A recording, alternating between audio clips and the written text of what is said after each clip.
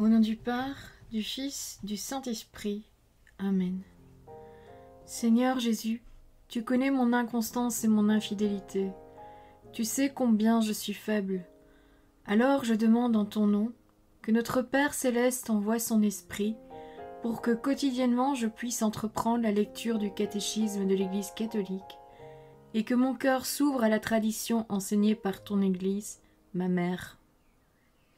Que je puisse ajuster toutes mes actions et mes œuvres à son enseignement. Mon Jésus, avec confiance j'abandonne la constance et la fidélité de toute la démarche entre tes mains. Que Saint Michel Archange et mon ange gardien protègent et défendent chaque moment quotidien consacré à cette lecture. Maintenant, avec toi et par ta voix, disons: Notre Père, qui es aux cieux, que ton nom soit sanctifié, que ton règne vienne, que ta volonté soit faite sur la terre comme au ciel. Donne-nous aujourd'hui notre pain de ce jour. Pardonne-nous nos offenses comme nous pardonnons aussi à ceux qui nous ont offensés. Et ne nous laisse pas entrer en tentation, mais délivre-nous du mal. Amen. Ensemble, mon Jésus d'amour, saluons notre sainte maman, la Vierge Marie. Entre ses mains, je remets mon cœur, mon âme, ma volonté et ma vie, afin que par ses soins règne en moi la volonté du Père, et qu'en ses mains mes œuvres soient gardées, transformées, en parfaite offrande rayonnante de la lumière de Dieu, pour sa gloire, le salut des âmes et la consolation des âmes du purgatoire. Je te salue Marie, comblée de grâce. Le Seigneur est avec toi, tu es bénie entre toutes les femmes, et Jésus, ton enfant, est béni. Sainte Marie, Mère de Dieu, prie pour nous, pauvres pécheurs, maintenant et à l'heure de notre mort. Amen. Je te salue Marie, comblée de grâce, le Seigneur est avec toi. Tu es bénie entre toutes les femmes, et Jésus, le fruit de tes entrailles, est béni. Sainte Marie, Mère de Dieu, prie pour nous, pauvres pécheurs, maintenant et à l'heure de notre mort. Amen. Je te salue Marie, comblée de grâce, le Seigneur est avec toi, tu es bénie entre toutes les femmes, et Jésus, le fruit de tes entrailles, est béni. Sainte Marie, Mère de Dieu, prie pour nous pauvres pécheurs, maintenant et à l'heure de notre mort. Amen. Ô Saint-Esprit, par l'intercession du cœur immaculé de la Sainte Vierge Marie, et par le cœur chaste de Saint Joseph, donne-moi un cœur doux, humble, pur, miséricordieux et charitable. Rends-moi docile à tes célestes inspirations, et prompte à y répondre. Que mon cœur enflammé de ton amour soit en toutes ses œuvres dans la volonté du Père, œuvrant ainsi sous ton joug léger et joyeux. Père céleste, je fais ces demandes par les mérites, les œuvres et les souffrances de Jésus-Christ, ton Fils bien-aimé.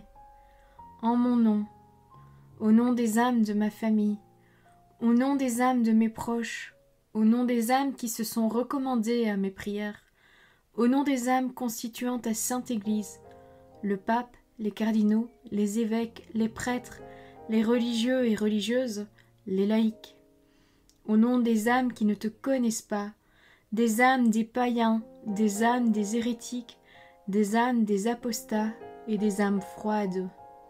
En tout temps, dans les siècles des siècles. Amen. Article 9. Je crois à la Sainte Église catholique. Numéro 748. Le Christ est la lumière des peuples.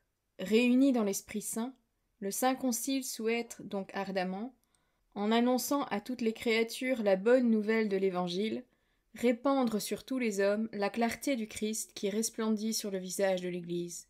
C'est sur ces paroles que s'ouvre la constitution dogmatique sur l'Église du Deuxième Concile du Vatican. Par là, le Concile montre que l'article de foi sur l'Église dépend entièrement des articles concernant le Christ Jésus. L'Église n'a pas d'autre lumière que celle du Christ. Elle est, selon une image chère au Père de l'Église, comparable à la lune, dont toute la lumière est reflet du soleil. Numéro 749.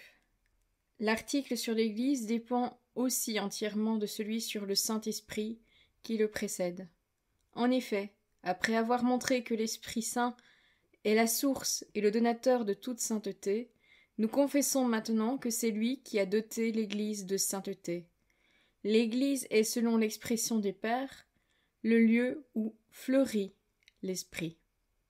Numéro 750. Croire que l'Église est sainte et catholique, et qu'elle est une et apostolique, comme l'ajoute le symbole de Nicée et Constantinople, est inséparable de la foi en Dieu le Père, le Fils et le Saint-Esprit. Dans le symbole des apôtres, nous faisons profession de croire une Église sainte, credo ecclesiam, et non pas en l'Église, pour ne pas confondre Dieu et ses œuvres, et pour attribuer clairement à la bonté de Dieu tous les dons qu'il a mis dans son Église. Paragraphe 1. L'Église dans le dessein de Dieu. Premier point. Le nom et les images de l'Église. Numéro 751.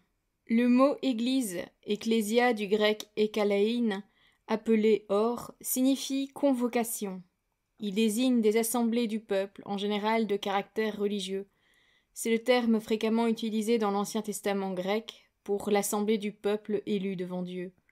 Surtout pour l'assemblée du Sinaï, où Israël reçut la loi et fut constitué par Dieu comme son peuple saint.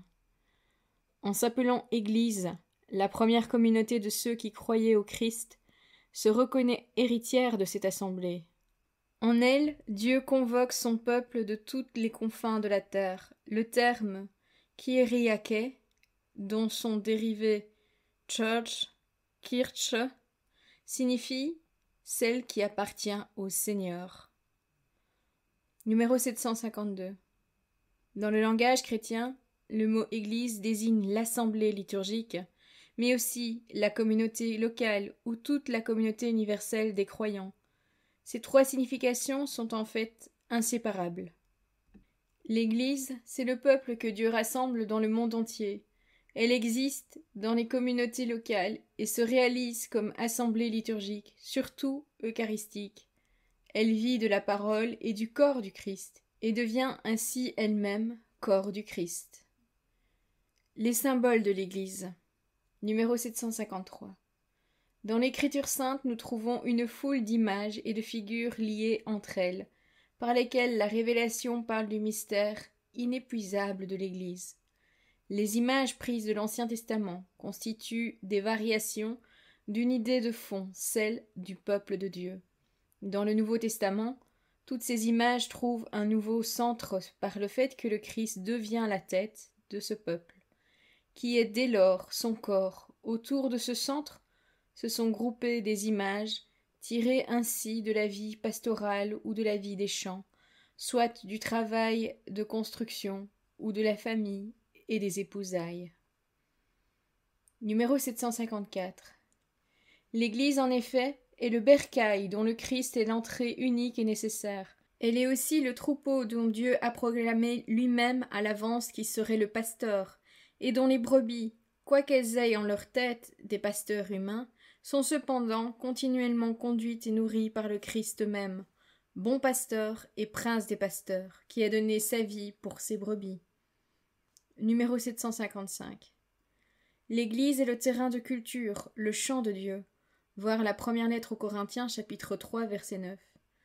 Dans ce champ croît l'antique olivier dont les patriarches furent la racine sainte, et en lequel s'opère et s'opérera la réconciliation entre juifs et gentils. Elle fut plantée par le vigneron céleste comme une vigne choisie. La vigne véritable, c'est le Christ. C'est lui qui donne vie et fécondité aux rameaux que nous sommes. Par l'Église, nous demeurons en lui, sans qui nous ne pouvons rien faire. Numéro 756. Bien souvent aussi, l'Église est dite la construction de Dieu. Le Seigneur lui-même s'est comparé à la pierre rejetée par les bâtisseurs et devenue pierre angulaire. Voir l'Évangile selon saint Matthieu, chapitre 21, verset 42, Actes des Apôtres, chapitre 4, verset 11, la première lettre de Pierre, chapitre 2, verset 7, voir le livre des psaumes, le psaume numéro 118, le verset 22. Sur ce fondement, l'Église est construite par les apôtres. Et dans ce fondement, elle reçoit fermeté et cohésion. Cette construction est décorée d'appellations diverses. La maison de Dieu, dans laquelle habite sa famille, l'habitation de Dieu dans l'esprit, la demeure de Dieu chez les hommes et surtout le temple saint, lequel, représenté par les sanctuaires de pierre, est l'objet de la louange des saints pères et comparé à juste titre, dans la liturgie à la cité sainte, la Nouvelle Jérusalem. En effet, nous sommes en elle sur la terre comme des pierres vivantes qui entrent dans la construction. Cette cité sainte, Jean la contemple descendant du ciel d'auprès de Dieu à l'heure où se renouvellera le monde, prête comme une fiancée, parée pour son époux. Voir le livre de l'Apocalypse, chapitre 21, versets 1 et 2. Numéro 757. L'Église s'appelle encore la Jérusalem d'en haut, et notre mère, voir la lettre aux Galates, chapitre 4, verset 26. Elle est décrite comme l'épouse immaculée de l'agneau immaculé que le Christ a aimée, pour laquelle il s'est livré afin de la sanctifier. Voir la lettre aux Éphésiens, chapitre 5, versets 25 et 26. Qu'il s'est associé par un acte indissoluble, qu'il ne cesse de nourrir et d'entourer de soins. Voir la lettre aux Éphésiens, chapitre 5, verset 29. Voilà, c'est tout pour aujourd'hui. Je vous souhaite à tous une bonne et sainte journée. Que le Saint-Esprit veille sur chacun de vous et qu'il vous couvre de son ombre. Au nom du Père, du Fils, du Saint-Esprit. Amen.